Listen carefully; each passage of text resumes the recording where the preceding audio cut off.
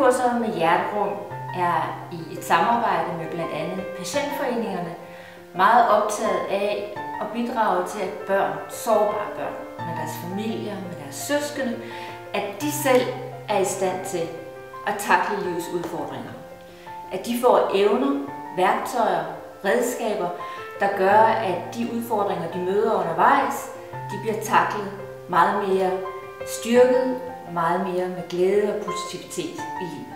Familieferie med Hjerterum samarbejder med boligselskabet, det kan være KAB eller velgørende organisationer som Red Barnet, om medlemmernes planlægning af deres ferieture og ferieophold. Det gør vi, fordi vi er optaget af, at sårbare børn har brug for at have et godt ferieophold, hvor de kan være optaget af at styrke deres fysiske og mentale sundhed. Vi er optaget af, at de lærer at takle vanskelige situationer i livet. Det kan være konflikter, det kan være andre ting, der gør, at der ikke rigtig er ro og balance i familien. Og vi ved, at det er et vigtigt fundament for trivsel, men også for livsglæde.